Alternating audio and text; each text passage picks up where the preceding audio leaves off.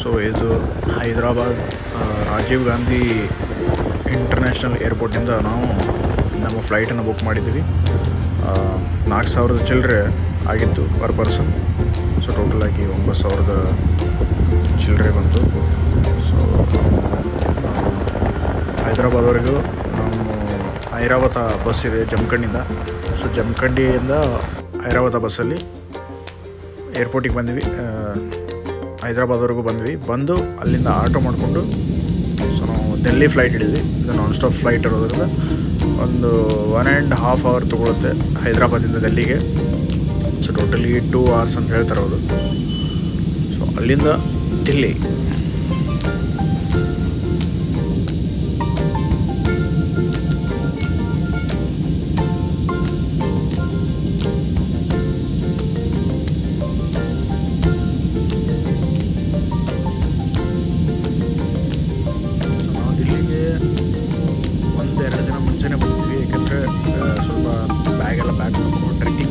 ಅಷ್ಟೇ ಅರಿವಿ ಇಟ್ಕೊಂಡು ಅದಕ್ಕೆ ಏನೇನು ಬೇಕು ಮತ್ತು ಬೇರೆ ಸಾಮಾನು ಏನಿದೆ ಅಂದ್ರೆ ಶೂಸ್ ಆಗಿರ್ಬೋದು. ಯಾಕಂದರೆ ಶೂಸ್ ನಾರ್ಮಲ್ ಸ್ಪೋರ್ಟ್ಸ್ ಶೂ ನಡೆಯಂಗಿಲ್ಲ, ಅದಕ್ಕೆ ಸ್ವಲ್ಪ ಸ್ಪೈಕ್ಸ್ ಅದು ಅಥವಾ ಟ್ರೆಕ್ಕಿಂಗ್ ಅಂತೇಳಿ ಮಾಡಿದ ಪರ್ಟಿಕ್ಯುಲರ್ ಶೂಸ್ ಬೇಕು. ಮತ್ತು ಉಳಿದಿದ್ದು ಏನೇನು ಸಾಮಾನು ತೊಗೊಳಿದ್ರು ತೊಗೊಳಕಂತೇಳಿ 2 ದಿನ ಮುಂಚೆನೇ ನಾವು ದಿಲ್ಲಿಗೆ ಬಂದಿದ್ವಿ. ಸೊ ದಿಲ್ಲಿಲಿ ನಮ್ಮ ಮನೀಶ್ ಅವ್ರ ಮನೆಯಲ್ಲಿದ್ದು ಅಲ್ಲಿಂದ ಎಲ್ಲ ಪ್ಯಾಕಿಂಗ್ ಎಲ್ಲ ಮಾಡಿಕೊಂಡು ಸೊ ಅಲ್ಲಿಂದ ನಾವು ಮನಾಲಿಗೆ ಕಾಶ್ಮೀರಿ ಗೇಟ್ ಅಂತಿದೆ. ಇಲ್ಲಿ ಎಲ್ಲ ಬಸ್ಗಳು ನಾರ್ಮಲಾಗಿ ಸ್ಲೀಪಿಂಗ್, ಸೆಮಿ ಸ್ಲೀಪರು. ಸೊ ಇದು ಪ್ರೈವೇಟ್ ಬಸ್ ಏನಿದೆಯಲ್ಲ ಅದು ಒಂಥರ ಹಬ್ ಇದ್ದಾಗ, ಅಲ್ಲಿ ಪ್ರೈವೇಟ್ ಬಸ್ ಹಬ್ ಇದ್ದಾಗ ಆ ಹಬ್ಬಿಂದ ನಮ್ಮನ್ನ ಕರ್ಕೊಂಡು ಹೋಗ್ತಾರೆ. ಸೊ ನಾವು ಕಾಶ್ಮೀರಿ ಗೇಟ್ವರೆಗೂ ಇವ್ರ ಮನೆಯಿಂದ ಮೆಟ್ರೋ ಹೋಗಿ ಸೊ ಮೆಟ್ರೋದಿಂದ ಹಿಡ್ಕೊಂಡು ಆಮೇಲೆ ನಾವು ಬಸ್ಸನ್ನು ಹಿಡಿದಿದ್ವಿ. ಸೊ ಆ ಬಸ್ ಮುಖಾಂತರ ನಾವು ಮುಂದೆ ಮನಾಲಿ ತಲುಪಿದ್ದು. ಸೊ ಇದು ಮನಾಲಿ ಎಂಟ್ರೆನ್ಸ್ ಆಗಿದ್ದು. ಅಲ್ಲಿಂದ ಎಂಟ್ರಿ ತೊಗೊಂಡು ಈಗ ನಾವು ಮನಾಲಿಯಲ್ಲಿ ಸ್ವಲ್ಪ ಟ್ರಾಫಿಕ್ ಇರೋದ್ರಿಂದ ನಿಧಾನವಾಗಿ ಹೋಗ್ತಿರೋದು. ಸೊ ಇದು ಸ್ಟಾರ್ಟಿಂಗ್ ಮಾಡಿರೋಂಥ ವಿಡಿಯೋ. ಸೊ ಇಲ್ಲಿ ನೋಡ್ಬೋದು ನೀವು, ನದಿ ಹರಿದು ಗೊತ್ತಿಲ್ಲ ಮನಾಲಿ ಒಳಗೆ. ಮೇ ಬಿ ನಾವು ಗೂಗಲ್ ಮ್ಯಾಪಲ್ಲಿ ನೋಡಿದ ಪ್ರಕಾರ ಇದು ಬಿಯಾಸ್ ನದಿ ಅಂತ ಹೇಳ್ತಾರೆ. ಆ ಬಿಯಾಸ್ ನದಿ ಭಾಳ ದೊಡ್ಡದೈತಿ. ಯಾಕಂದ್ರೆ ನಾವು ಇದನ್ನು ಮನಾಲಿ ಒಳಗೂ ಕಾಣ್ಬೋದು, ಮೇನ್ ಸಿಟಿ ಒಳಗೆ. ಆಮೇಲೆ ನಮಗೆ ಮನಾಲಿ ಹೋಗೋ ರೂಟಲ್ಲಿ ಸಹ ಕಾಣಿಸೈತೆ ಇದು. ಸೊ ನಾವು ಮನಾಲಿಗೆ 1:30-2 ಗಂಟೆ ಮಟ್ಟ ಹೋಗ್ಬಿಟ್ಟಿದ್ವಿ. ಸೊ ಅಲ್ಲಿ ಶ್ರೀಕೃಷ್ಣ ಅನ್ನೋದೊಂದು ಹೋಟೆಲ್ ಬುಕ್ ಮಾಡಿದ್ವಿ. ಸೊ ಅಲ್ಲೇ ಲಾಡ್ಜ್ ಮಾಡಿದ್ವಿ. ಆದರೆ ಮನಾಲಿಗೆ ಒಂದು ದಿನ ಮುಂಚೆನೇ ಬಂದಿದ್ವಿ. ಯಾಕಂದರೆ ಸ್ವಲ್ಪ ವೆದರ್ ಚೇಂಜಸ್ ಇರುತ್ತೆ ಮತ್ತು ಬಸ್ಸು ಕೆಲವೊಮ್ಮೆ ಲೇಟ್ ಆಗ್ಬೋದು ಟ್ರಾಫಿಕ್ ಸಂಬಂಧ. ಸೊ ಅದಕ್ಕೆ 1 ದಿನ ಮುಂಚೆ ಬಂದು ಶ್ರೀಕೃಷ್ಣ ಹೋಟೆಲಲ್ಲಿ ಇದ್ವಿ ನಾವು.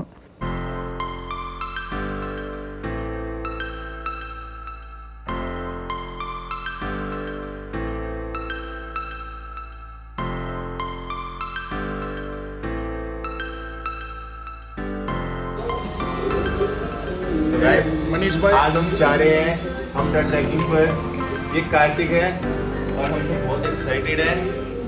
Next stop is our base camp और अब हम थोड़ी देर में होटल से निकलने वाले हैं पेट पूजा करके. ಇದು ಹಿಂದಿ ಒಳಗಾತ್ರಿ, ನಾ ಕನ್ನಡದಾಗ ಹೇಳ್ತೀನಿ. ನೀನು ಸಾಯಂಕಾಲ ಈ ಹೋಟೆಲ್ಗೆ ಬಂದಿದ್ದೀವಿ, ಶ್ರೀಕೃಷ್ಣ ಅಂತೇಳಿ.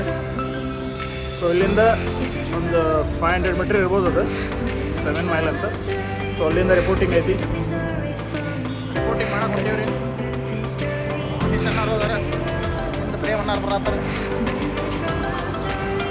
ಮುಂದೆ ಸಿಗೋಣ. ಸೊ ಅಲ್ಲಿ ನಾವು ಕೆಳಗಡೆ ಇದ್ದಂಥ ಹೋಟೆಲಲ್ಲಿ ಆಲೂ ಪರೋಟ ಅಲ್ಲಿಂದ ಫೇಮಸ್. ಆ್ಯಕ್ಚುಲಿ ದಿಲ್ಲಿ ಅಥವಾ north side most famous food ಅದು. ಸೊ ಆಲೂ ಪರೋಟ ತಿಂದು ಈಗ ರಿಪೋರ್ಟಿಂಗ್ ಮಾಡೋಕ್ಕೆ 70 ಮೈಲ್ಸ್ ಅಂತ ಹೇಳಿ ಹೋಟೆಲ್ಸ್ ಇದೆ, ಅಲ್ಲಿ ನಿಯರ್ ಬೈ ಬಂದಿದ್ರೆ. ಸೊ ಅಲ್ಲಿ ಹೊಂಟೀವಿ. ಸೊ ಇಲ್ಲಿ ಕೆಳಗಡೆ ಬ್ರಿಡ್ಜ್ ನೋಡ್ಬೋದು. ಇದ್ರ ಕೆಳಗಡೆ ಬಿಯಾಸ್ ನದಿ ಇದೆ ಹರಿತಿರೋದು. ಮೋಸ್ಟ್ಲಿ ಮನಾಲಿಗೆ ನೀರಿನ ಸೌಲಭ್ಯ ಕಲ್ಪಿಸಿಕೊಡುವಂಥ ನದಿ ಆಗಿರ್ಬೋದು. ಭಾಳ ದೊಡ್ಡದಿದೆ. ಇಲ್ಲಿಂದ ಹಿಮ ಕರಗಿ ಕೆಳಗಡೆ ನೀರಾಗಿ ಬರ್ತದೆ. 17 ಮೈಲ್ಸಿಗೆ ಈಗ ರಿಪೋರ್ಟಿಂಗ್ ಮಾಡೋಕ್ಕೆ ಹೇಳಿದರೆ ಅಲ್ಲಿ ಹೊಂಟಿದ್ದೀವಿ. ಸೊ ಇದು ನಮ್ಮ ಕ್ಯಾಂಪಿಂಗ್ ಸೈಟ್. ಅಂದರೆ ಇಲ್ಲಿಂದ ರಿಪೋರ್ಟ್ ಮಾಡಿಕೊಂಡು ನಮ್ಮನ್ನ ಇಲ್ಲಿಂದ ಕರ್ಕೊಂಡು ಹೋಗ್ತೀವಿ. ಸೊ ಇಲ್ಲಿ ನಮ್ಮ ಕೂಡಿಗೆಲ್ಲರೂ. ಸೊ ತೋರಿಸೋದು ನಮ್ಮ ಟ್ರೆಕ್ ಮ್ಯಾಪ್ ಟೋಟಲ್. ನಮಗೆ ಗಾಡಿ ಒಳಗೆ ಕರ್ಕೊಂಡು ಹೊಂಟ್ರೆ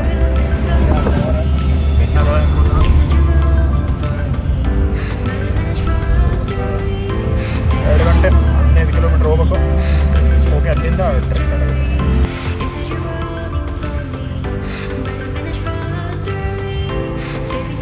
ಸೊ ಫೈನಲಿ ನಮ್ಮ ಒಂದು ಜೀಪ್ ಥರ ಗಾಡಿ ಒಳಗೆ ಕೂರಿಸ್ಕೊಂಡು ಈಗ ಟ್ರೆಕ್ಕಿಂಗ್ ಪಾಯಿಂಟಿಗೆ ಹೊಂಟಾರ.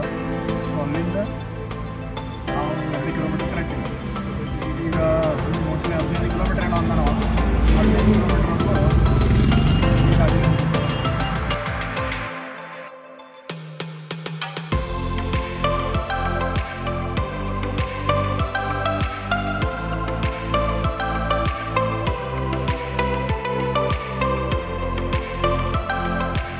ಸೊ ಇಂಥ ಪ್ರದೇಶದಲ್ಲಿ ಮೋಸ್ಟ್ಲಿ ನಿಮಗೆ ಸಿಗೋದು ಪೈನ್ ಮರಗಳು ಮತ್ತು ಓಕ್ ಮರಗಳು ಅಂತ ಸಿಗುತ್ತೆ.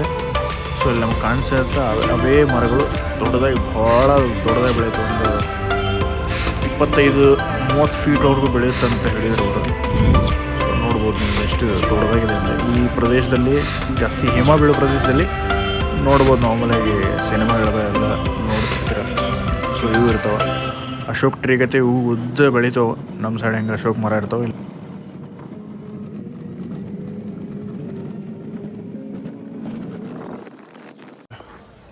ಟ್ರೆಕ್ಕಿಂಗ್ ಪಾಯಿಂಟಿಗೆ ಬಂದಿದ್ದೀವಿ. ಸೊ ಇಲ್ಲಿಂದ ಟ್ರೆಕ್ಕಿಂಗ್ ಸ್ಟಾರ್ಟ್ ಆಗುತ್ತೆ.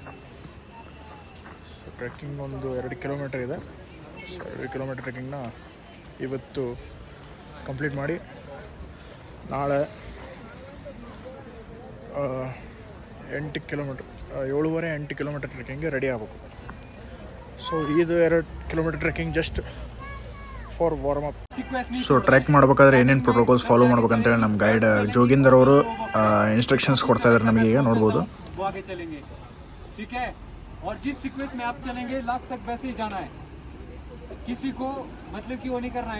ಈಗ ನಾವು ಹೈಡ್ರೋ ಡ್ಯಾಮ್ ಟ್ರೆಕ್ಕಿಂಗ್ ಪಾಯಿಂಟ್ ಹತ್ತಿರ ಇದ್ದೀವಿ. ಈಗ ಇಲ್ಲಿಂದ 2 ಕಿಲೋಮೀಟ್ರ್ ಟ್ರೆಕ್ ಇದೆ. ಸೊ ಅದಕ್ಕೆ ನಮ್ಗೆ ತಿನ್ನೋದಕ್ಕೆ ಈಗ ಊಟಕ್ಕೆ ಆಲೂ ಪರೋಟ ಉಪ್ಪಿನಕಾಯಿ ಕೊಟ್ಟಿದ್ದಾರೆ. ತಿಂದು 2 ಕಿಲೋಮೀಟರ್ ಟ್ರೆಕ್ಕಿಂಗ್ ಹೋಗ್ತೀವಿ. So guys, similarly मैं हिंदी में एक्सप्लेन कर देता हूँ for all the Indian public कि अब हम लोग यहाँ पे हाइड्रो डैम पॉइंट पे पहुँच गए हैं. यहाँ से आगे हमारा ट्रैकिंग स्टार्ट होगा ऑन फुट, जो कि होगा अप्रॉक्स 2.5-3 घंटे का track. We will reach our base camp, then we will have some our evening tea in these beautiful big mountains. ಈಗ ಟ್ರೆಕ್ ಸ್ಟಾರ್ಟ್ ಮಾಡಿದ್ವಿ. ನಾವೀಗ 950 ಮೀಟ್ರ್ ಹೈಟಲ್ಲಿದ್ದೀವಿ. ಈಗ ಈಗ ನಾವು ಹೊರಟಿರೋದು up to 1000 metre. So up to 1000 metre ನಾವೀಗ ಟ್ರೆಕ್ ಮಾಡಬೇಕು. ಒಂದು 2 ಕಿಲೋಮೀಟ್ರ್ ಇದೆ ಮಾಡಿ ಅಲ್ಲಿ ನಮ್ಮ ಕ್ಯಾಂಪ್ ಸೈಟ್ಸ್ ಇದೆ. ಸೊ ಅಲ್ಲಿ ಹೋಗಿ rest. Okay, let's go.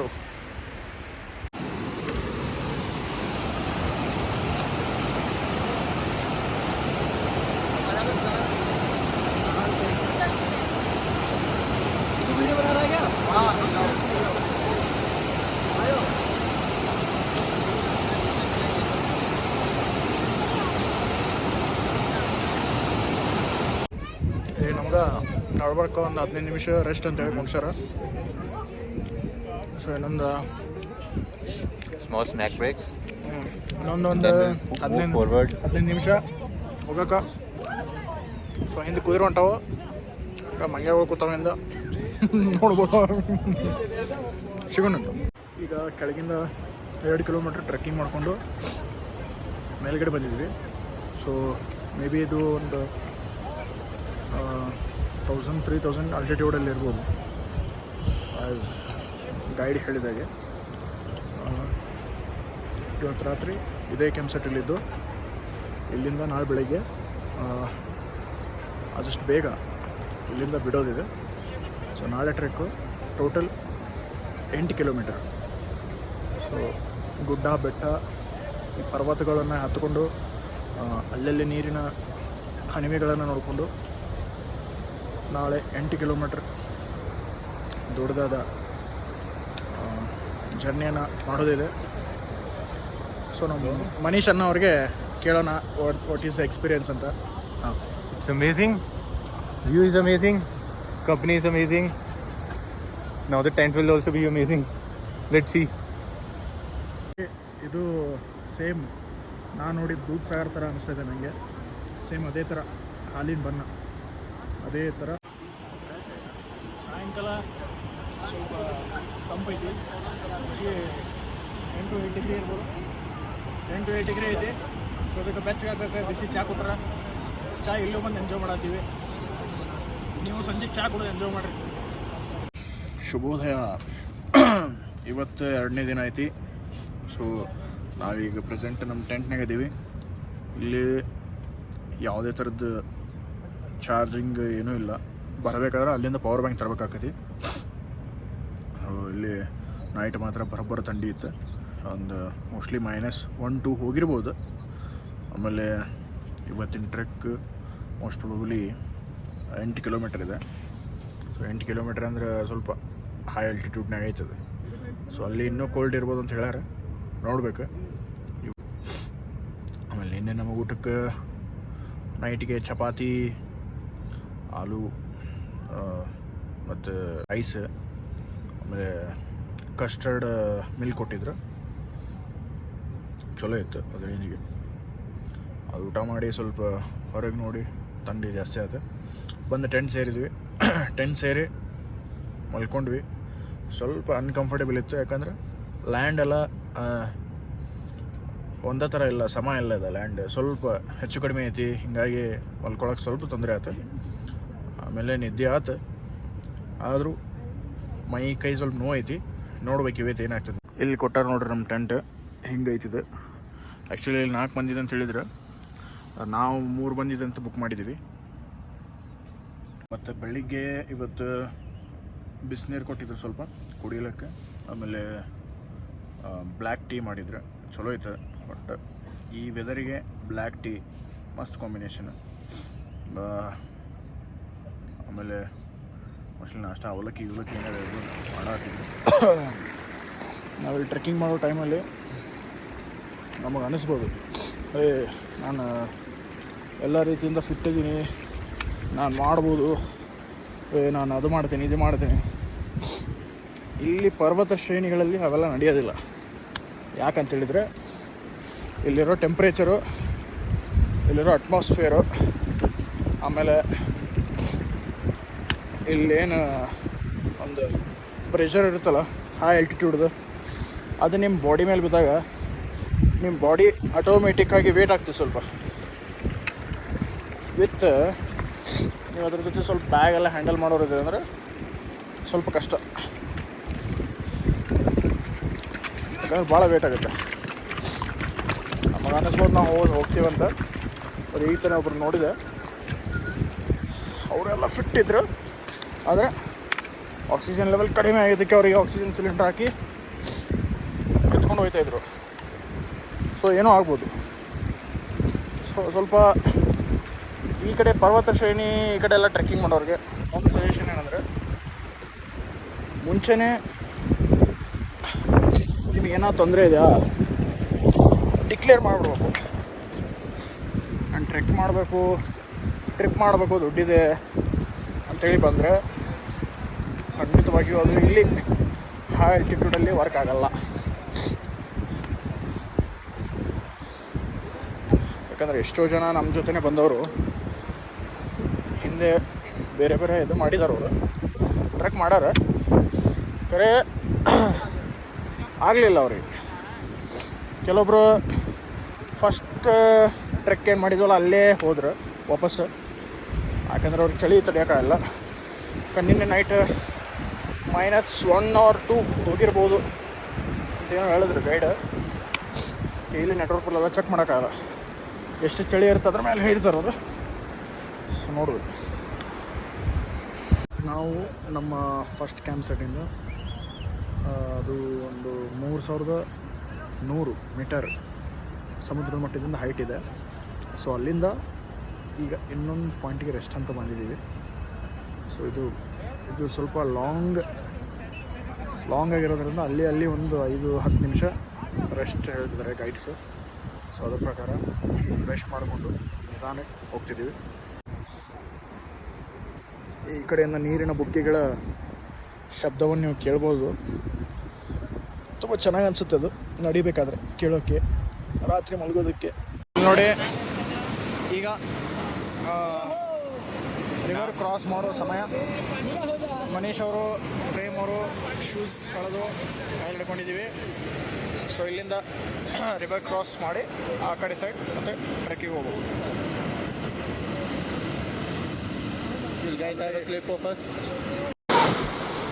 So ಇಲ್ಲಿ ರಿವರ್ ಕ್ರಾಸಿಂಗ್ ಯಾವುದೇ ಥರದ ಸೇತುವೆ ಏನೂ ಇಲ್ಲ. ಇದು ಸ್ವಲ್ಪ ನೀರು ಕಮ್ಮಿ ಆದಂದ್ರೆ ಕಾಲ ಮೇಲೆ ಹೋಗ್ಬೋದು. ಈಗ ನೀರು ಬಿಸಿಲು ಜಾಸ್ತಿ ಆಗಿರೋದ್ರಿಂದ ಗ್ಲೇಷಿಯರ್ ಕರಗ್ತಿರ್ತದೆ, ಅದಕ್ಕೆ ನೀರಿನ ಫ್ಲೋ ಸ್ವಲ್ಪ ಜಾಸ್ತಿ ಐತಿ. ಸೊ ಅದನ್ನು ದಾಟಲೇಬೇಕಾದ ಪರಿಸ್ಥಿತಿ ಬಂತು ನಮಗೆ. ಸೊ ನೀರು ಭಾಳ ಕೋಲ್ಡ್ ಐತಿ. ಅದು ಕೋಲ್ಡ್ ಇದ್ದಿದ್ದು ಎಷ್ಟು ಕೋಲ್ಡ್ ಐತೆ ಅಂದ್ರೆ ನಡೆದಿದ್ದಕ್ಕೆ ತಲೆಗೆ ಸ್ವಲ್ಪ ಶಾಕ್ ಹೊಡೆದಂಗೆ ಐತೆ. ಅದು ಕ್ರಾಸ್ ಸ್ವಲ್ಪ ಕಷ್ಟ. ಸೊ ನೀವು ಇಲ್ಲಿ ನೋಡ್ಬೋದು, ಅಲ್ಲಿ ಒಂದೊಂದು ಟೀ ಶಾಪ್ ಥರ ಒಂದೊಂದು ಹೋಟೆಲ್ ಮಾಡಿದ್ದಾರೆ. ಸೊ ಇಲ್ಲಿ ಬಂದು ನೀವು ಸೋಲೋ ಬರ್ತಾಯಿದ್ರೆ ಇಲ್ಲಿ ಬಂದು ಇಲ್ಲಿ ಸಿಗುವಂಥ ಊಟ ಅಥವಾ ಸ್ವಲ್ಪ ಸ್ನ್ಯಾಕ್ಸು, ಮ್ಯಾಗಿ ಕಾಮನ್ ಇಲ್ಲಿ ಮ್ಯಾಗಿ. ಸೊ ಮ್ಯಾಗಿ ಎಲ್ಲ ತಿನ್ಕೊಂಡು ಮುಂದೆ ಹೋಗೋದ್ರೆ ಹೋಗ್ತೀವಿ.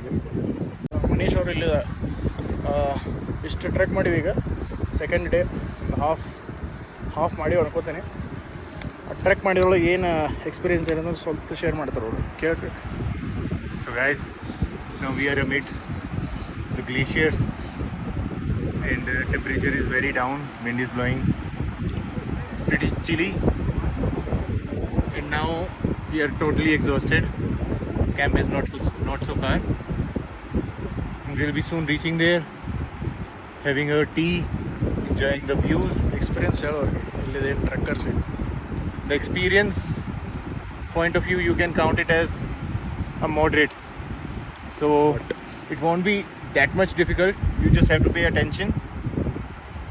The ways are a bit narrow, Take rest in between. but the views are amazing. You'll love it. So guys, if you're planning here, do come, have fun, enjoy the views, be safe, and Har Har Mahadev. 3:37 ಮಧ್ಯಾಹ್ನ 3:37 ಆಗೈತಿ. ನಮ್ಮ side ಇದ್ರೆ full ಬಿಸಿಲು ಇರ್ತಿತ್ತು, ಇಲ್ಲಿ ನೋಡಿದ್ರೆ ಚಳಿ ಐತಿ. ಆಮೇಲೆ ನಮಗೆ ಈಗ ಸ್ವೆಟ್ರ್ ಕ್ಯಾಪ್ ಹಾಕೊಂಡ್ರಂದ್ರೆ ಈ ಬಾಡಿ ಏನು ಸ್ವೆಟ್ ಆಗಿರ್ತೈತಲ್ಲ, ಬಾಡಿ ಸ್ವೆಟ್ಟಿಗೆ ಮತ್ತು ಬರು ಇಲ್ಲಿಂದೇನು ವಿಂಡ್ ಬರ್ತಿರ್ತೈತಲ್ಲ, ಕೋಲ್ಡ್ ವಿಂಡ್. ಸೊ ಅದೇನಾಗ್ತೈತಿ, ಬಾಡಿನ ಟೆಂಪ್ರೇಚರ್ನ ಏರ್ಪೇರ್ ಮಾಡಿಬಿಡ್ತೈತಿ. ಸೊ ಹಂಗಾದ್ರೆ ಮನುಷ್ಯಗೆ ಸ್ವಲ್ಪ ಹೆಲ್ತ್ ಇಶ್ಯೂಸ್ ಆಗ್ಬೋದು ಅಂತೇಳಿ ಇದು ಪ್ರಿಕಾಷನ್ ತೊಗೋದಾರ. ಸೊ ನೋಡ್ಬೋದು, ಹಿಂದೆ ಪರ್ವತ ಶ್ರೇಣಿ ಐತಿ, ನಮ್ಮ ಹಿಂದೆ ಫುಲ್ ಗ್ಲೇಷಿಯರ್ ಐತದ.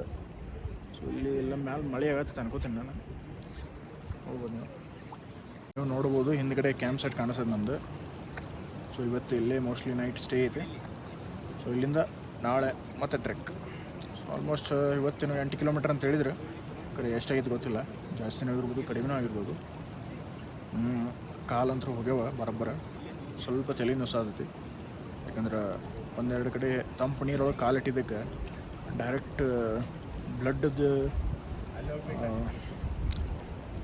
ಏನು ಫ್ಲೋ ಇರ್ತದಲ್ಲ, ಅದು ಸ್ವಲ್ಪ ವೇರಿಯೇಟ್ ಆಗ್ತದೆ. ಸೊ ಅದಕ್ಕೆ ಸ್ವಲ್ಪ ಪ್ರಾಬ್ಲಮ್. ಶುಭೋದಯ ಎಲ್ಲರಿಗೂ. ನಮ್ಮದು 3ನೇ ದಿನ ಇದೆ. ಎಲ್ಲಿದ್ದೇವೆ ಅಂದರೆ ನಾವು ಬಾಲುಕಾ ಘೇರಾ, ಅಲ್ಟಿಟ್ಯೂಡ್ ಮೇ ಬಿ 10,627 ಮೀಟ್ರ್ ಐತೆ ಅನಿಸ್ತಿದೆ. ನಿನ್ನೆ ಮಾತ್ರ ಬರೋಬ್ಬರ ಕೋಲ್ಡ್ ಇತ್ತು. ಸೊ ಇಲ್ಲಿಂದ ಹಂಪ್ಟಾಪ್ ಪಾಸ್ ಮಾಡೋರಿದ್ದೀವಿ. ಸೊ ಇದು ನೋಡೋಣ ಏನಾಗ್ತದೆ. ಭಾಳ ಕೋಲ್ಡ್ ಐತಿ. ನಿನ್ನೆ ಮೇ ಬಿ ಮೈನಸ್ನ ಹೋಗಿತ್ತು ಅನಿಸ್ತದೆ. ನಿನ್ನೆ ಒಂದು ಹಾಫ್ ಆನ್ ಅವರ್ ಮಳೆ ಆಗಿರ್ಬೋದು, ಜೋರಾಗೈತೆ ನಿನ್ನೆ. ಸ್ವಲ್ಪ ನಮ್ಮ ಟೆಂಟ್ಸ್ ಎಲ್ಲ ಕಿತ್ಕೊಂಡು ಹೋಗಿದ್ದು ಮಳೆ ಆಗಿದ್ದಕ್ಕೆ. ಪಾಪ ಗೈಡ್ಸ್ ಎಲ್ಲ ಭಾಳ ಹೆಲ್ಪ್ ಮಾಡಿದ್ರು. That's why they say do dream because the dreams do come true. Yes, ನಿಜ. ಕನಸು ಕಾಣ್ತಿರ್ಬೇಕು, ಯಾಕಂದರೆ ಕನಸು ನಿಜ ಮಾಡೋ ಶಕ್ತಿ ನಮ್ಮಲ್ಲೇ ಇರುತ್ತೆ. ಚಿಕ್ಕ ವಯಸ್ಸಿಂದ ಕನಸು ಒಂದು ಯಾವಾಗಾದರೂ ಮಂಜಲ್ಲಿ ಹೋಗಿ ಆಟ ಆಡ್ಬೇಕಂತ ಸ್ವಲ್ಪ ತ್ರಾಸ ಆಗಿದೆ. ಆದರೂ ಒಂದು ಎಕ್ಸೈಟ್ಮೆಂಟ್ ಒಳಗೆ ಸ್ನೋ ಒಳಗೆ ನಡೆಯಕತ್ತೀವಿ. ಸೊ ಮೇಲೆ ಪೂರ ಸ್ನೋ ಐತಿ, ನೋಡ್ಬೋದು. ಹಿಂದೆ ಪ್ರೇಮ್ ಅವ್ರು ಇದ್ದಿದ್ದು ಕಾಣಿಸೋತ. ಸೊ ಹಿಂದೆ ನೋಡ್ಬೋದು ಸ್ನೋ ಐತಿ. ಸೊ ಸ್ನೋ ಒಳಗೆ ಸ್ವಲ್ಪ ನಡೀದಾಗ್ತೈತಿ. ಇಲ್ಲಿ ಬರತ್ತಾರೆ ಈಗ. ನಾವು ಇದೇ ರೂಟಲ್ಲಿ ನಡ್ಕೊಂಬಂದೀವಿ ಈಗ. ಸೊ ಮುಂದೆ ಇದೇ ರೀತಿ ಇದೆ. Stay tuned. ಈಗ ಸ್ಪೈಕ್ ಹಾಕಿದ್ದೀವಿ, ಯಾಕಂದರೆ ಸ್ನೋ ಭಾಳ ಸ್ಲಿಪ್ ಆಗುತ್ತೆ. ಸೊ ಮೇಲ್ಗಡೆ ಸ್ನೋ ಏರ್ಬೇಕಾಗಿದೆ ಈಗ. ಸಲ ಕರ್ಕೊಂಡು ಹೋಗೋದು ಇಲ್ಲಿ ತಗೊಂಡು ಸ್ಪೈಕ್ ಹಾಕೊಂಡು ಈಗ ಏರೋದಿಲ್ಲ. So guys, currently we have weared our gaiters and spikes because the snow is a bit slippery, and we'll be moving forward totally on snow now. As you can see forward, the hike would be very exciting and thrilling.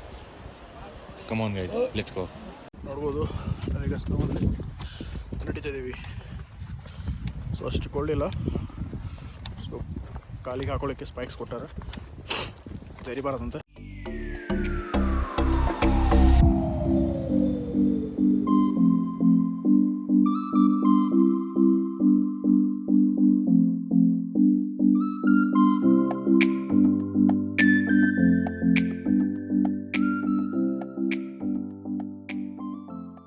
ನಿನ್ನೆ ಕೆಳಗಡೆ ಕ್ಯಾಂಪಿಂದ ಏನು ನೋಡ್ತಿದ್ದೀವಿ.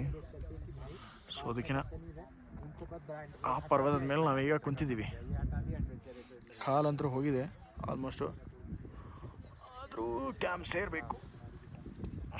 ಮನೀಶ್ ಅವರು ಮಲ್ಕೊಬಿಟ್ಟಿದ್ದಾರೆ, ಗೊರಕೆ ಹೊಡಿತಿದ್ದಾರೆ ಸಣ್ಣಗೆ. So ಮುಂದೆ ಏನು ಕಾದಿದೆ ನೋಡು. Let's go. ಹೇಳಿ ಅಂದಾನ ಸಾಲದಿಲ್ಲ ವ್ಯಾಕರಣ. ನನಗೂ ಇದು ನೋಡಿ ಹಂಗೆ ಅನ್ಸೋದು ನೋಡ್ರಿ. ನಾವು ತ್ರಾಸ ಪಟ್ಕೊಂಡು ಎಷ್ಟು ಮೇಲೆ ಮಟ್ಟ ಬಂದೀವಿ ಕರೆ, ಆದರೆ ಇಲ್ಲಿ ಬಂದು ಒಂದು ಸ್ಯಾಟಿಸ್ಫ್ಯಾಕ್ಷನ್ ಐತಲ್ಲ, ಅದು ಬೇರೆನೇ ಇರ್ತೈತಿ. ಸ್ವಲ್ಪ ಅಲ್ಟಿಟ್ಯೂಡ್ ಚೇಂಜ್ ಸ್ವಲ್ಪ ತಲೆನೋವು ಸ್ಟಾರ್ಟ್ ಆಗ್ತದೆ. ಹೋಗಿ ಸ್ವಲ್ಪ ರೆಸ್ಟ್ ಮಾಡಿದ್ರೆ ಕಡಿಮೆ ಆಗುತ್ತೆ. ಸೊ ವರಿ ಇಲ್ಲ. ಸೊ ಟ್ರೆಕ್ಕಿಂಗ್ ಬಂದ್ರೆ ಮೊದಲು ಸೇಫ್ ಇರೋದು ನೋಡ್ಕೋಬೇಕು, ಆಮೇಲೆ ಹೆಲ್ತ್ ಕಾಪಾಡ್ಕೊಳ್ಳೋದು, ಆಮೇಲೆ ಟ್ರೆಕ್. ಸೊ ಅದು ಬೇಸಿಕ್. ಸೊ ನಾವು ಹಮ್ಟಾ ಪಾಸ್ ದಾಟಿ ಬಂದೀವಿ ಈಗ. ಅಲ್ಲೇ ಊಟ ಮಾಡಿದ್ದೀವಿ. ಫ್ರೈಡ್ ರೈಸ್ ಮತ್ತು ಪಲಾವ್ ಗತಿ ಏನೋ ಕೊಟ್ಟಿದ್ರು, ಅಲ್ಲಿ ಮಾಡಿ. ಸ್ವಲ್ಪ ನೀರಿನ ಪ್ರಾಬ್ಲಮ್ ಆಯ್ತು, ಕುಡಿ ನೀರಿಂದ. ಅದಕ್ಕೆ ಎಲ್ಲೇ ಚಾನಲ್ ಸಿಗ್ತಾವಲ್ಲ ಅಲ್ಲೇ ನೀರು ತುಂಬಿಕೊಂಡು ಕ್ಯಾರಿ ಮಾಡಬೇಕು. ಯಾಕಂದ್ರೆ ಫಸ್ಟಿಗೆ ಗೈಡ್ಸ್ ಹೇಳಿದ್ರು ನಮಗೆ ಮುಂಚೆನೇ ಸ್ವಲ್ಪ ನೀರು ತುಂಬ್ಕೊಂಡು ಇಟ್ಕೋರಿ, ಅಂದರೆ ನಿಮಗೆ ನಮ್ಮ ಮೇಲೆ ಸಿಗಂಗಿಲ್ಲ ಅಂತ. ಸೊ ಅದ್ರ ಪ್ರಕಾರ ನಾವು ತೊಗೊಂಬಂದಿದ್ದೀವಿ, ಆದರೂ ಖಾಲಿ ಆಯ್ತು. ಈಗ ನೋಡ್ಬೇಕು. ಈಗ ಕ್ಯಾಂಪ್ ಹೋಗು ಡಿಸೆಂಡ್ ಐತೆ ಅಂತ ಹೇಳಿದ್ರೆ ಈಗ ಕೆಳಗಡೆ ಹೋಗ್ಬೇಕೀಗ ಸ್ವಲ್ಪ. ಸೊ ಅದು ಅಷ್ಟು ಈಸಿ ಇಲ್ಲ.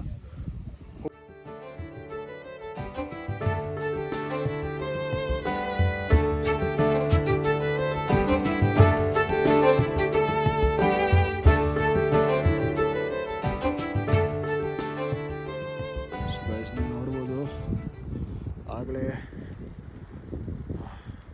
14,000 ಫೀಟ್ ಮೇಬಿ ಅಷ್ಟು ಆಲ್ಟಿಟ್ಯೂಡಲ್ಲಿ ಹತ್ಕೊಂಡು ಬಂದ್ವಿ. ಸೊ ಅದೇ ಹೈಟಲ್ಲಿ ಹೈಕೊಂಡು ಹೋಗೋದು ನೋಡಿದ್ರೆ ನಿಮ್ಗೆ ಗೊತ್ತಾಗುತ್ತೆ. ಇಲ್ಲಿ ಎಳಿತಿದ್ದಾರೆ. ನಾವು ಈ ರೂಟಿಂದ ಹೋಗ್ಬೇಕೀಗ. ಈ ರೂಟಿಂದ ಹೋಗಿ ಈ ಕಡೆ ಹೋಗಿ ಇಲ್ಲಿ ಇಳ್ಕೊಂಡು ಅಲ್ಲಿ ಹೋಗಿ ಅಲ್ಲಿ ಕಾಣಿಸಿದಾರ ಅಲ್ಲದ ನೋಡಿ. ಆ ಲೈನಿಂದ ಮುಂದೆ ಹೋಗೋದು ನಾವು ಕ್ಯಾಂಪಿಗೆ. ಮಳೆ ಬರೋ ಎಲ್ಲ ಸಾಧ್ಯತೆಯೂ ಐತಿ. ಆಲ್ರೆಡಿ ಸಣ್ಣಂಗೆ ಮಳೆ ಸ್ಟಾರ್ಟೂ ಆಗೈತಿ. ಸೊ ನಮ್ಮ ಗೈಡ್ ಆದಷ್ಟು ನಮ್ಮನ್ನ ಜಲ್ದಿ ಮುಟ್ಟಿಸೋ ಪ್ರಯತ್ನ ಒಳಗೆ ಅದಾರ. ಸೊ ಅವರಿಗೆ ಒಂದು ಹ್ಯಾಟ್ಸ್ ಆಫ್ ಹೇಳಿದೆ ಆ್ಯಕ್ಚುಲಿ. ಯಾಕಂದ್ರೆ ಅವ್ರು ಮಾಡೋ ಕೆಲಸ ಗೈಡಿಂಗ್ ಅಷ್ಟೇ ಅಲ್ಲ, ಅದ್ರ ಜೊತೆ ನಮ್ಮದು ಪರ್ಸ್ನಲ್ ಹೆಲ್ತ್ ಕೇರ್ ಮತ್ತು ನಮಗೇನೋ ಪ್ರಾಬ್ಲಮ್ ಇದ್ದರೂ ಕೂಲ್ ಕಾಮಾಗಿ ಸ್ಪಂದಿಸ್ತಾರೆ. ಸೊ ಅದು ಒಂದು ಚಲೋ ಅನಿಸ್ತೈತಿ. ಇಲ್ಲಿ ಬಂದು ದೂರ ಬಂದು ನಾವು ನಮ್ಮ ಊರೆಲ್ಲ ಏನಲ್ಲ, ಎಲ್ಲಿ ಮಟ್ಟ ಬಂದು ಯಾರೂ ಸರಿಯಾಗಿ ರೆಸ್ಪಾನ್ಸ್ ಮಾಡತ್ತಿಲ್ಲ, ಸ್ವಲ್ಪ ಕಷ್ಟ ಆಗ್ತೈತಿ, ಮನಸ್ಸಿಗೆ ಬೇಜಾರಾಗ್ತೈತಿ. ನೋಡ್ರಿ ಹೋಗೋಣಂತೆ, ಮಳೆ ಬರುವಂಗೈತಿ. ನಾವು ಕ್ಯಾಂಪ್ ಸೇರೋಣಂತೆ. ಈಗ ನಾವು ಬಾಲುಕಿ ಘೇರಾದಿಂದ ಹಮ್ಟಾ ಪಾಸ್ ಹೋಗಿದ್ದೀವಿ, ಒಂದು 14,100 ಫೀಟ್ ಮೇಲೆ. ಸೊ ಅಲ್ಲಿಂದ 1000 ಫೀಟ್ ಡಿಸೆಂಡ್ ಮಾಡಿ ಶಿಯಾ ಗೋರು ಅಂತ ಪ್ಲೇಸ್ ಒಳಗೆ ಬಂದಿದ್ವಿ. ಸೊ ಅಲ್ಲಿ ಟೆಂಟ್ ಐತೆ ಅಂತ ಮಾಡಿದ್ದೀವಿ. ಖರೆ ಸ್ವಲ್ಪ ಮಿಸ್ಇನ್ಫಾರ್ಮೇಷನ್, ಕ್ಲೈಮೇಟ್ ಸ್ವಲ್ಪ ಚೇಂಜಸ್ ಆಗಿದ್ದಕ್ಕೆ ಅಲ್ಲಿ ನಮಗೆ ಟೆಂಟ್ ಅವೈಲಬಿಲಿಟಿ ಆಮೇಲೆ ಇರೋ ಕಂಡೀಷನ್ ಇರಲಿಲ್ಲ. ಸೊ ನಮ್ಮ ಗೈಡ್ಸ್ ಏನು ಮಾಡಿದರು, ಅಲ್ಲಿಂದ ನಮ್ಮನ್ನ ಶತ್ರು ಅಂತೇಳಿ ನೆಕ್ಸ್ಟ್ ಕ್ಯಾಂಪ್ ಸೆಟ್ಟಿಗೆ ಕರ್ಕೊಂಡು ಹೋದರು. ಸೊ ಮೋಸ್ಟ್ಲಿ ಅವಾಗ ನಾವು ಹೋಗೋ ಸ್ವಲ್ಪ ಲೇಟ್ ಆಗಿದ್ದಕ್ಕೆ ಮುಟ್ಟೋದು ಒಂದು ರಾತ್ರಿ 2-2:30 ಆಗಿತ್ತು. ಸೊ ಅದಕ್ಕೆ ಲೇಟ್ ಆಗಿದ್ದಕ್ಕೆ ನಮಗೆ ಅಲ್ಲೂ ಟೆಂಟ್ ಸಿಗಲಿಲ್ಲ. ನಾವು ಶತ್ರು ಒಳಗೆ ಏನು ನಮಗೆ ಇನ್ಕನ್ವೀನಿಯನ್ಸ್ ಆಗಿತ್ತು. ಸೊ ಅಲ್ಲಿಂದ ಗೈಡ್ ನನ್ನ ನೈಟ್ ಒಂದು 3-3:30 ಗಂಟೆಗೆ ಮನಾಲಿಗೆ ವಾಪಸ್ ಕರ್ಕೊಂಬಂದರು. ಮನಾಲಿ ಕರ್ಕೊಂಬಂದು ಅಲ್ಲಿಂದ ಖಕ್ನಾಲ್ ಅಂತೇಳಿ ಒಂದು ಏರಿಯಾ ಅದು ಮನಾಲಿ ಒಳಗೆ.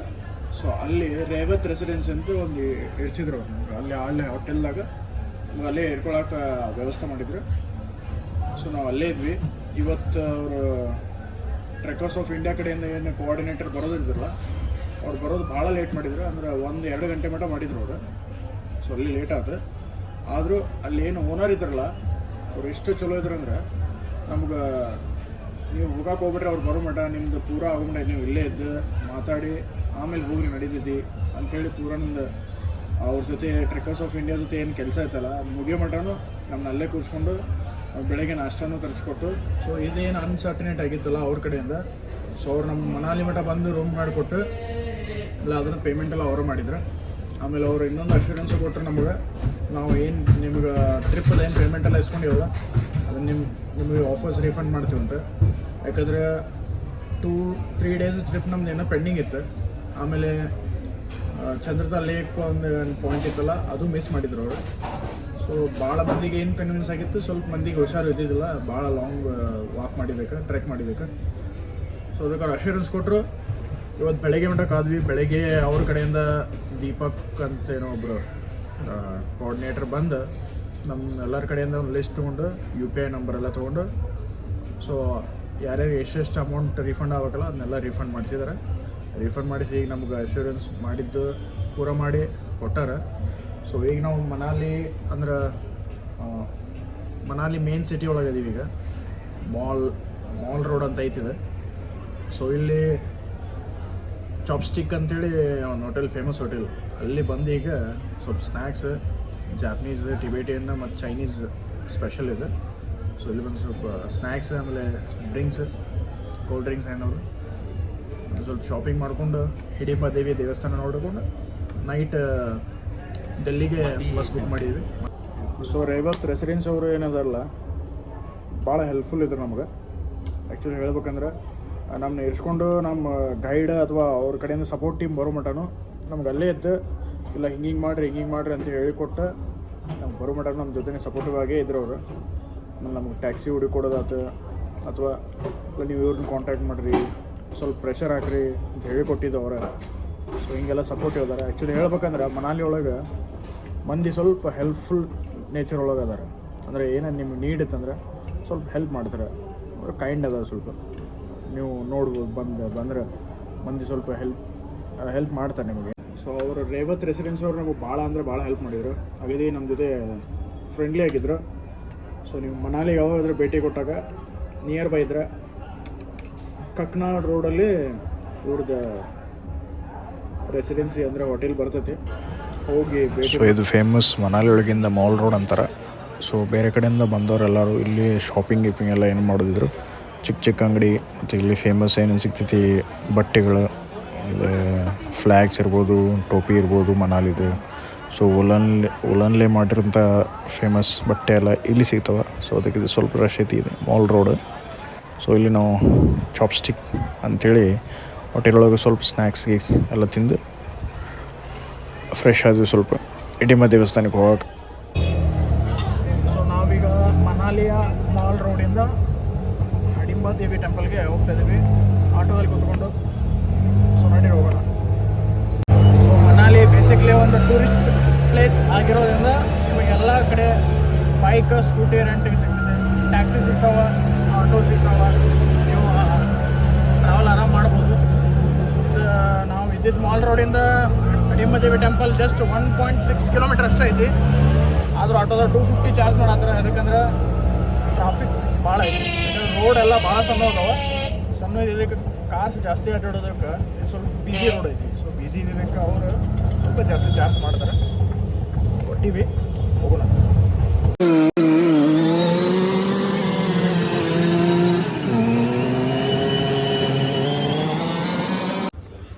ಸೊ ನಾವೀಗ ಹಿಡಿಂಬ ದೇವಿ ಆಟೋ ಸ್ಟ್ಯಾಂಡ್ ಹತ್ರ ನಮ್ಗೆ ಬಿಟ್ಟು ಆಟೋಯಿಂದ ಬಿಟ್ಟರು ನಾವೀಗ ಹಿಡಿಂಬ ದೇವಿ ಟೆಂಪಲ್ಗೆ ಹೋಗ್ತಾ ಇದ್ದೀವಿ. ಸೊ 0.5 ಕಿಲೋಮೀಟರ್ ತೋರಿಸ್ತದೆ ಇಲ್ಲಿಂದ. ಸೊ ಇದು ಮೇನ್ ರೋಡ್.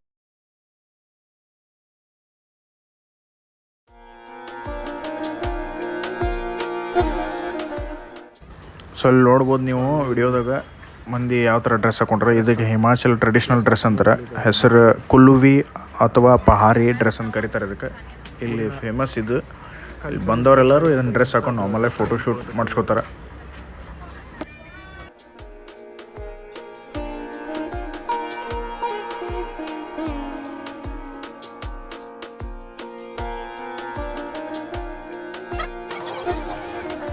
ಸೊ ಇಲ್ಲಿನ ಫೇಮಸ್ ಪ್ರಾಣಿ ಅಂತ ಹೇಳ್ಬೋದು ಯಾಕೆ. ಸೊ ಬೇಸಿಕಲಿ ಇದ್ರ ಮೇಲೆ ಕೂತ್ಕೊಂಡು ಫೋಟೋ ತೆಗೆಸ್ಕೊತಾರೆ. ಆ ಸಾಹಸಕ್ಕೆ ಹೋಗಲ್ಲ.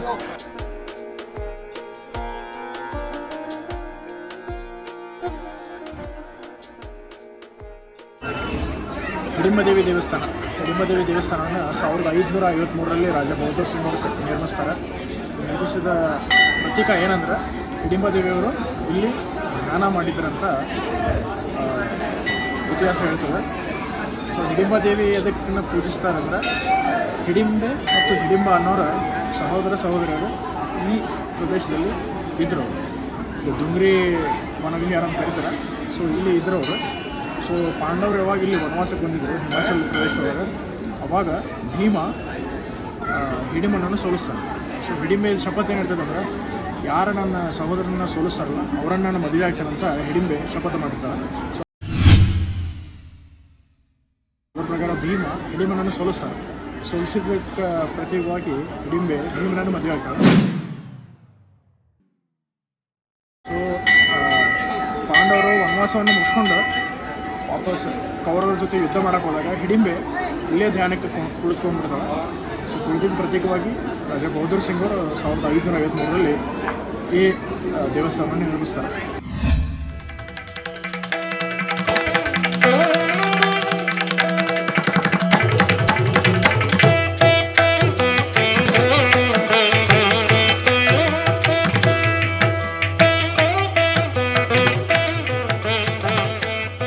ಈ ದೇವಸ್ಥಾನ ಸುತ್ತಮುತ್ತ ಕಾಡು ಮೇಕೆ ಅಂತ ಏನು ಬರುತ್ತಲ್ಲ ಅದ್ರದ್ದು ವರ್ಷ ದೇವಿಗೆ ಪೂಜೆ ಮಾಡಿ ಕಾಡು ಮೇಕೆಯನ್ನು ಬಲಿ ಕೊಡ್ತಾರೆ. ಸೊ ಬಲಿ ಕೊಡೋ ಉದ್ದೇಶ ಏನಂದ್ರೆ ಹಿಡಿಂಬೆ ದೇವಿ ರಾಕ್ಷಸ ವಂಶದವರು. ಸೊ ಆಕೆಗೆ ಆಹಾರವಾಗಿ ಆ ಕಾಡು ಮೇಕೆನ ಬಲಿ ಕೊಟ್ಟು ಅದರ ರುಂಡ ಏನಿರ್ತಲ್ಲ ಆ ರುಂಡನ ದೇವಸ್ಥಾನದ ಪ್ರತಿ ಕಾರ್ನರ್ಗಳು ಹಾಕಿ ಆಕೆಗೆ ಪೂಜೆಗೆ ಸಮರ್ಪಿಸ್ತಾರೆ.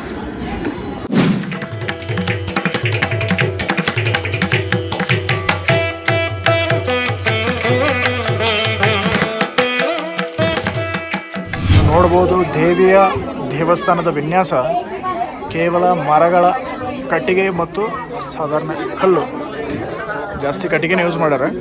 ಸೊ ಎಲ್ಲ ಇದು ಕಟ್ಟಿಗೆ ಮಾಡ್ಯಾರ. ಇದು ಫಿಲಪ್ ಏನೈತಿ ಅದು ಅವಾಗ ಅಷ್ಟೇ ಕಲ್ಲು, ಸ್ವಲ್ಪ ಈಗ ಪೇಂಟ್ ಮಾಡ್ಯಾರ ಅಂತ ಹೇಳತ್ತಾರ ಮನೀಶ್ ಅವರು. ಯಾಕಂದ್ರೆ ಅವ್ರು ಲಾಸ್ಟ್ ಟೈಮ್ ಬಂದಾಗ ಪೇಂಟು ಇದ್ದಿದ್ದಿಲ್ಲ, ಜಸ್ಟ್ ಕಲ್ಲು ಕಟ್ಟಿಗೆ ಅಷ್ಟೇ, ಭಾಳ ಸಿಂಪಲ್ ಐತಿ.